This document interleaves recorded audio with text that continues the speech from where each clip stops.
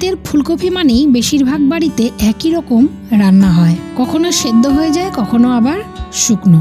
কিন্তু ফুলকপি ঠিকভাবে রান্না করলে আলাদা করে কিছু করার দরকার পড়ে না। নিরামিষ হলেও স্বাদে কোনো কমতি থাকে না। আজ আমি এমনই একটা ঘরোয়া ফুলকপির রেসিপি দেখাবো যেটা শীতের বাজারে সহজেই করা যায়। বেশি মশলা নয়, বেশি সময়ও নয়। একটা ছোট্ট ধাপ আছে যেটা বেশিরভাগ মানুষ স্কিপ করে, আর সেখানেই স্বাদটা বদলে যায়। তাহলে চলুন রান্নাটা শুরু করি। নমস্কার, রঞ্জু স্পাইসে সকলকে স্বাগত। শীতের ফুলকপি মানেই অনেকে ভাবেন একই রান্না, একই স্বাদ, কিন্তু আসল পার্থক্যটা শুরু হয় এখান থেকেই, ফুলকপি কাটা। খেয়াল করে দেখবেন আমি খুব ছোট টুকরোও করছি না, আবার একদম বড় টুকরোও করছি না, কারণ শীতের ফুলকপি নরম হলেও ভুলভাবে কাটলে রান্নায় জল ছেড়ে দেয়। এইভাবে মাঝারি করে কাটলে মশলা ভালোভাবে ধরে, আর খাওয়ার সময় ফুলকপির নিজস্ব একটা স্বাদ থাকে। আর একটা জিনিস অনেকেই ভুলে যান, ফুলকপির এই ডাঁটাগুলো বেশিরভাগ সময় এটা কেটে ফেলে দেওয়া হয়, কিন্তু এই ডাঁটাগুলোতেই লুকিয়ে আছে একদম আলাদা ঘরোয়া রেসিপি। এই ভিডিওতে সেটা দেখাচ্ছি না, কিন্তু পরের ভিডিওতেই এই ডাঁটাগুলো দিয়ে এমন একটা রান্না করব যেটা শীতে খুব কাজে আসে। তাই ভিডিওটা যদি আপনার রোজকার রান্নার মতো লাগে, চুপচাপ পাশে থাকুন। সাবস্ক্রাইব করে রাখলে ওই রেসিপিটা মিস করবেন না। ফুলকপি কাটা হয়ে গেল, এইবার আসি সেই জিনিসটার কাছে যেটা এই রান্নাটাকে ঠিক জায়গায় এনে দেয়। সেটা হলো আলু। দেখুন, আলু আমি মাঝারি আকারে কাটছি। খুব বড় হলে ফুলকপির সঙ্গে ঠিকমতো রান্না হবে না, আবার খুব ছোট হলে ফুলকপির স্বাদটা চাপা পড়ে যায়। এই আকারটাই দরকার, যাতে শেষে ফুলকপি আর আলু দুটোই আলাদা করে বোঝা যায়।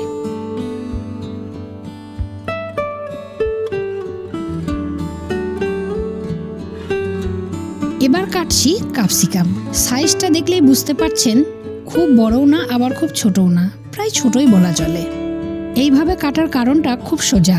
খুব বড় হলে খেতে আলাদা লাগে, আর খুব ছোট হলে রান্নায় হারিয়ে যায়।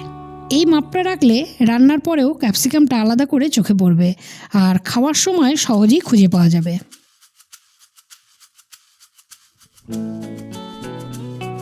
এবার কড়াই বসিয়ে দিলাম, তাতে সর্ষের তেল গরম করতে দিলাম।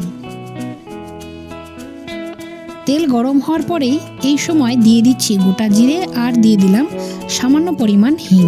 এখন হালকা করে নাড়াচাড়া করে নিচ্ছি, যাতে গন্ধটা কড়াইয়ের চারধারে ছড়িয়ে পড়ে। এবার কড়াইয়ে দিয়ে দিচ্ছি ক্যাপসিকামগুলো। তেল আর জিরা হিঙের গন্ধে ক্যাপসিকাম পড়তেই একটু আলাদা সুগন্ধ বের হয়ে এসছে। হালকা করে নাড়াচাড়া করে নিচ্ছি। এই সময়টুকুই ভাজছি, খুব বেশি না, শুধু এতটাই যাতে ক্যাপসিকামটুকু নরম হয়ে যায়। এখন দিচ্ছি আলু। সব একসাথে ভালো করে মিশিয়ে নিচ্ছি, যাতে কড়াইয়ের তেল আর গন্ধ সব কিছুই গায়ে লেগে যায়। এটা দেখুন কড়াইশুঁটি। শীত এলেই এই সবজিটা রান্নায় আলাদা একটা মাত্রা আনে। এখন কড়াইয়ে এটা দিয়ে দিচ্ছি। আবার সব কিছু একসাথে ভালো করে নাড়াচাড়া করে নিচ্ছি, যাতে আলু, ক্যাপসিকাম আর কড়াইশুঁটি ধীরে ধীরে একসাথে মিশে যায়। এখন ফুলকপি দিয়ে দিলাম। সব কিছুর সঙ্গে ভালো করে মিশিয়ে নিচ্ছি, যাতে তেল আর আগের সবজিগুলোর গন্ধ ধীরে ধীরে ফুলকপির ভেতরে ঢুকে যায়। ওদিকে কড়াইয়ের সবজি ধীরে ধীরে রান্না হচ্ছে, আর এদিকে আমি আর একটা গুরুত্বপূর্ণ কাজ করে নিচ্ছি। একটা বাটিতে প্রথমে দিয়ে দিচ্ছি হলুদ গুঁড়ো, স্বাদ মতো নুন, তারপর লঙ্কার গুঁড়ো। এগুলোকে আলাদা করে দেওয়ার কারণ আছে, রেসিপির স্বাদটা একটু অন্যরকম হয়, ট্রাই করে দেখবেন। এখন একটু জল দিয়ে দিলাম, আর ভালো করে মিশিয়ে নিচ্ছি। খেয়াল করুন, মিশ্রণটা খুব পাতলা না, আবার খুব ঘনও না। এই গাঢ়টাই দরকার, কারণ এই মশলাই পরে সবজির গায়ে সুন্দর করে মিশে লেগে থাকবে। এখন এই মশলার পেস্টটা কড়াইয়ে দিয়ে দিলাম। সবজির গায়ে গায়ে মশলাগুলো ভালো করে লেগে যাওয়ার জন্য আবার ভালো করে নাড়াচাড়া করে নিচ্ছি। আর একটু পরেই আমি আর একটা আলাদা করে পেস্ট বানাবো, ওটাই এই রান্নার শেষ টাচ। ওদিকে কড়াইয়ের সবজি নিজের মতো করে রান্না হচ্ছে, এদিকে আমরা শুরু করছি সেই পেস্টটা, যেটার কথা একটু আগেই বলেছিলাম। প্রথমে দিয়ে দিচ্ছি আদা, খুব কুচি না আবার খুব বড়ও না, মাঝামাঝি করে কাটা। তারপর শুকনো লঙ্কা, তার সঙ্গে জিরে, তার সঙ্গে সাদা তিল, আর একটু জল। ঢাকা দিয়ে দিচ্ছি, যাতে সব কিছু ভালো করে ব্লেন্ড হয় আর পেস্টটার স্বাদটা ভেতর থেকে ভালো করে বেরিয়ে আসে। এই পেস্টটা একটু পরেই রান্নার স্বাদটাকে আরও গভীর করে দেবে। এই দেখুন, পেস্টটা একদম তৈরি হয়ে গেছে। রংটা আর ঘনত্বটা বলে দিচ্ছে ভেতরে ভেতরে স্বাদ ঠিকঠাকই বসেছে। এখন এই পেস্টটাই আগে যে বাটিটা ছিল সেই বাটির মধ্যেই ঢেলে নিচ্ছি। নতুন কিছু যোগ করছি না, শুধু সব মশলাকে এক জায়গায় আনছি। এখন পুরো মিশ্রণটাই কড়াইয়ে দিয়ে দিলাম, আবার ধীরে ধীরে নাড়াচাড়া করছি যাতে মশলাটা সবজির গায়ে গায়ে ভালো করে লেগে যায়। কারণ এখানেই রান্নার আসল রং, গন্ধ আর স্বাদ একসাথেই তৈরি হতে শুরু করে। এখন কড়াইয়ে ঢাকা দিয়ে দিলাম, মাঝারি আঁচে 5 মিনিট রেখে দিচ্ছি। 5 মিনিট পর ঢাকাটা তুলে নিলাম। এইবার ধীরে ধীরে নাড়াচাড়া করছি। দেখতেই পাচ্ছেন মশলাটা সবজির গায়ে গায়ে ভালো করে লেগে যাচ্ছে। এই সময়টায় আঁচ মাঝারি রাখাটাই ঠিক, কারণ এতে সবজি ভাঙবে না আর মশলাটাও পুড়ে যাবে না। এইভাবে একটু সময় দিলে রান্নার রং, গন্ধ, স্বাদ একসাথেই ঠিক জায়গায় এসে বসে। এইভাবেই ধীরে ধীরে রান্নাটা তৈরি হচ্ছে। এমন সহজ ঘরের মতো রান্না ভালো লাগলে চ্যানেলটাকে আপনার পাশে রাখবেন।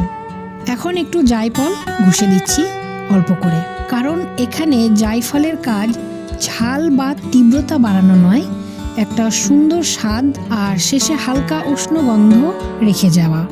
এই ছোট্ট জিনিসটায় রান্নাটাকে একটু আলাদা করে তোলে। এখন সব কিছু ভালো করে নাড়াচাড়া করে নিচ্ছি।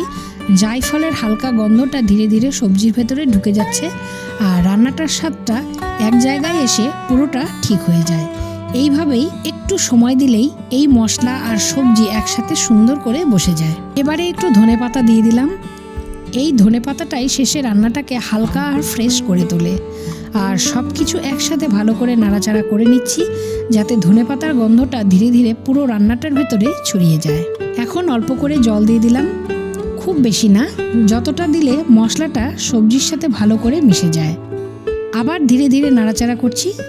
দেখতেই পাচ্ছেন রান্নাটা এখন শুকনো আর ভেজা দুটোর মাঝামাঝি এসেছে।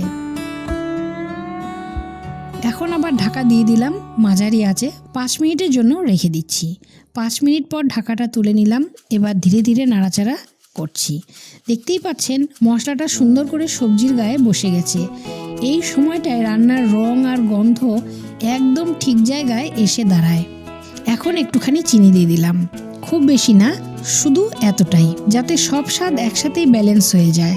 এবার একটু গরম মশলা আর শেষে 2 চামচ ঘি। এই দুটোই রান্নার শেষ গন্ধটা পুরো করে তোলে। সব কিছু একসাথে শেষবারের মতো ভালো করে মিশিয়ে নিচ্ছি। এই জায়গায় এসে রান্না আর তাড়াহুড়োর কিছুই নেই। এখন শুধু গন্ধ আর স্বাদটা ঠিকভাবে বসিয়ে দিলেই এইভাবে আজকের রান্না একেবারেই তৈরি। সহজ উপকরণ, ঘরের মতো পদ্ধতি, কিন্তু স্বাদে ভরপুর। ভিডিওটা যদি ভালো লেগে থাকে একটা লাইক দিন, আর একদম সহজ বিশ্বাসযোগ্য রান্না পাশে পেতে চাইলে চ্যানেলটা সাবস্ক্রাইব করে রাখুন। আবার দেখা হবে আর একটা নতুন রান্নার গল্পে। নমস্কার।